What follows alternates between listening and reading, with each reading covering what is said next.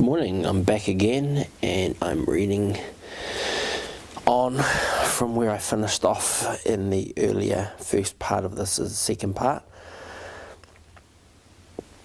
The successful outcome of the graduate speaks well for these schools. Even the more challenging curriculum, the research on ability grouping suggests that students at all levels would benefit from being so grouped. Ideally, students might be placed in flexible, non-aged, graded ability groups for all subjects. Children in elementary school who need more advanced courses in the specific subject matter could take courses in middle school. Those in high school could take college courses while still in high school. For exceptionally high intelligence in schooling, Ellen Weiner, Boston College and Harvard Graduate School education, the importance of peer relationships for highly gifted children and peer relationships. The search for like-minded and like companionship appear to begin in very early childhood. Difficulties arise however, when a highly gifted child is unable to find intellectual peers to whom to interact.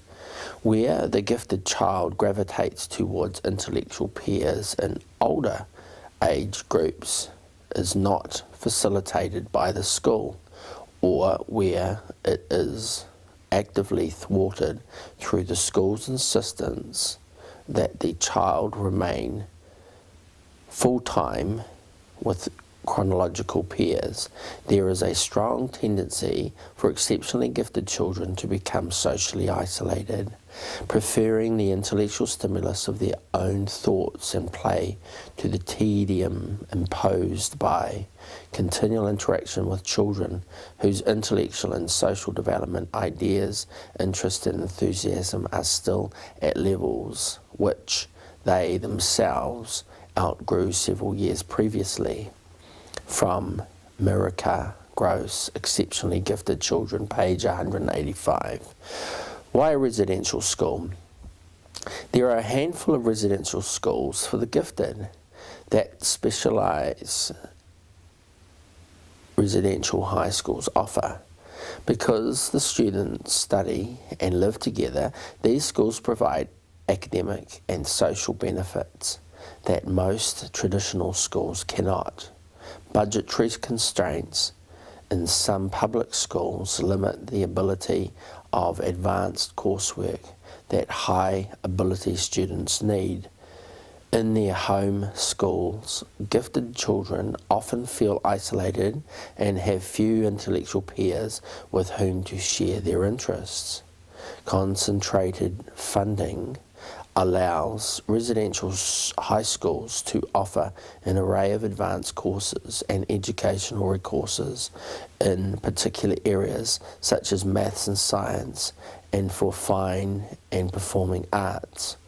Although academics are the focus, many gifted schools blossom into confident and independent individuals because they are educated with other students with similar abilities and passions. Another benefit of such school is that the students learn how to live together cooperatively. Residential life requires compatibility, tolerance of differences, self-discipline and responsibility. These traits are beneficial to students in college, in their careers, and in all aspects of their lives. The learning environment of the residential school provides students with a smooth transition, high school to college, because they have already adjusted to living away from home. Lisa Stamps, a PhD residential school for the gifted and talented high school students. Additionally, here are the results of a study with substantiates the advantage and benefits of boarding schools generally, those catering to gifted and included but not differentiated. The advantages of a boarding school education study substantially benefits well beyond college. Boarding schools have long been praised for offering students small class sizes, close alliances between students and teachers, and rigorous academics. What has been known is exactly how much boarding schools benefit students in the long term. However, a study carried out by the Association of Boarding Schools, TABS, an association of 300 boarding schools, validates the advantage of a boarding school education. This study surveyed over 1,000 boarding school students and alumni and compared them to 1,100 public school students and 600 private day students. The results suggest that the boarding school students are better prepared for college than students at private day schools and public schools, and that boarding school students also make faster progress in their careers. Here are some of the other results of the survey. Academics. The study conducted by the Association of Boarding Schools found that 54% of students at boarding schools currently report being highly satisfied with their academic experience, as compared to 42% of students who attend private day schools and 40% of students who attend public schools. College preparation. In addition, boarding school students report that they are better prepared for college than students from public or private schools.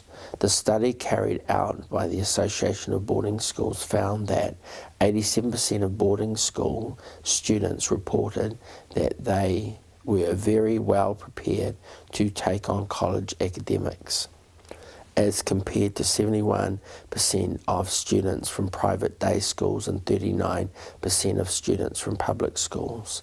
The benefits extending beyond college. Interestingly, the studies show that the benefits of having attended boarding school extended well into adult life. For example, boarding school alumni attend graduate school at greater numbers. 50% of them earned advanced degrees, as compared to 36% of private day school alumni and 21% of public school graduates. Boarding school alumni say in remarkable numbers that they enjoyed their experience at school, and in fact an overwhelming number, 90%, say that they would repeat it. It is clear from the survey that boarding schools offer not only top academic but also lifelong benefits and a close-knit community that students and alumni enjoy for a lifetime. By Blythe Greenberg. In conclusion, we, the EPG Working Group, wish to thank you for your time, interest and consideration, and stand ready to provide any further information or clarification you may require. Sincerely yours, Mark C. Mund, Janet Karolix, Katie Hubin, Dick Petrus, Jonathan Goldman, David Bonner, Debbie Cutler, Joshua Villasness, Teresa Manzila, Anna Zavila. Our potential US clients base are approximately 5,312 EPG children aged 4 to 17, currently living in the United States. In the US, there is approximately 5,295 people between the ages of 4 and 17 that have a Stanford Binet IQ between 160 and 179. Approximately 17 children between the age of 4 and 17 have the Stanford Binet IQ above 180. Greg Holcomb, 2014. Note, the USA population is estimated at 300 million 130,000. B. An estimated 19% of the population is between the ages of 4 and 17, which would be approximately 60 million for 64,700. 1 out of 3,483,046 people have a Stanford Binet of 180 or higher. 1 out of 11,307 people have a Stanford Binet of 160 or higher. Using these calculations, 5,312 people between the ages of 4 and 17 would have a Stanford Binet higher than 160. Therefore, approximately 27,959 people in the United States would have an IQ above 160. 2, approximately 91 people in the United States would have an IQ above 180.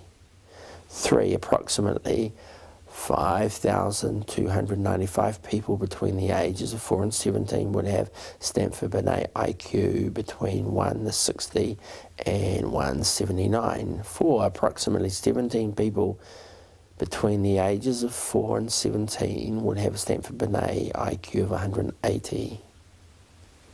Greg Holmesworth, 2014.